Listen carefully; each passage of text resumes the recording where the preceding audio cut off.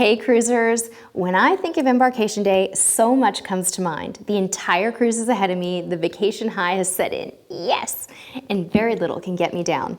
We thought it would be fun to cover some smart and fun things to do on Embarkation Day because let's face it, nothing beats day one vacation euphoria, right? So we put together our own list and then asked our subscribers about their Embarkation Day traditions. This episode is sponsored by cruiseline.com, our favorite spot to read verified, unfiltered reviews from everyday cruisers. Scope out our ship before we embark and see what other cruisers are saying before we sail. Check them out using the link in the notes below. So, what do people do when they set foot on that ship? Number 1, roam the entire ship. Yep. Barbara, Jackie, and Lisa have it down. Getting the lay of the land can be a great way to kick off your first day on board. While you're at it, strike a pose and snap some killer photos. Your day one vacation happiness is sure to shine through in the photos. Just ask Emily on the Seas. We agree with her, and you'll never regret creating digital memories. Number 2, hit the pools. All right, we are in the pool. Check it out. Do you hear the steel drums playing in the background? This may be my favorite tip because it is kind of a secret. I'm not sure why, but most people don't think to take a dip right when they board. Maybe that's because the lure of lunch after a long day of travel or a stop at the bar seems more appealing. But we swear by it, and so do Mike and Cheryl and Crafter 188. So pack that swimsuit, hat, and sunscreen in your carry-on and cool off on the Lido deck. Nobody's gonna stop you. Number 3, so maybe you've been up since 3 a.m. and just flew across the country and the only thing you've eaten all day is airplane coffee and a bag of pretzels. Chuck, Toad, Justine, and Cynthia agree. There is no shame in setting out to find some grind, folks. The buffet is the obvious bet, but savvy cruisers will tell you to explore your options before you assume you have to do the obvious. Some cruise lines open their specialty restaurants, main dining rooms, and burger joints on day one. So do some research at cruiseline.com before you sail and find out what your food options are. Number 4, feeling practical? Probably not. You're going for the cocktail.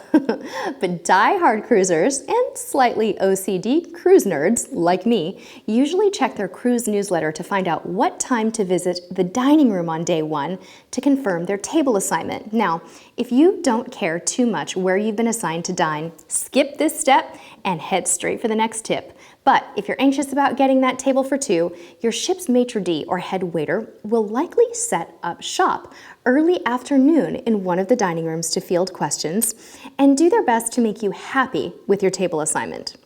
Number 5, speaking of cruise nerds, some people like to get to their room, unpack, and shimmy those suitcases under the bed. Some of us, like Claudia, Kevlian, and well, me, even disinfect their rooms a bit on boarding.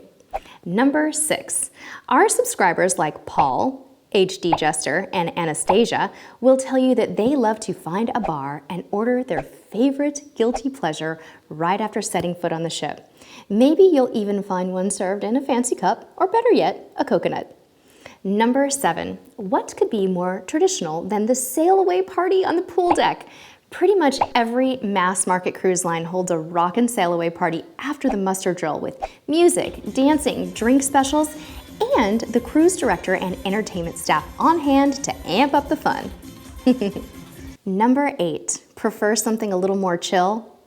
We do too. Our sail away tradition takes place on our very own balcony.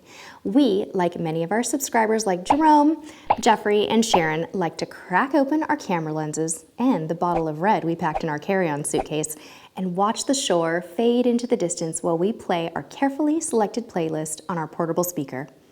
Number 9, as the horizon fades away, and just before you pop your phone into airplane mode, post your last selfie on social media before those Wi-Fi rates kick in. Now, here's the fun part. We asked our Instagram and Facebook friends how they spend their sail away, and most of them prefer a combination of things that we mentioned, like Anastasia and Lucille, who've got this embarkation thing down.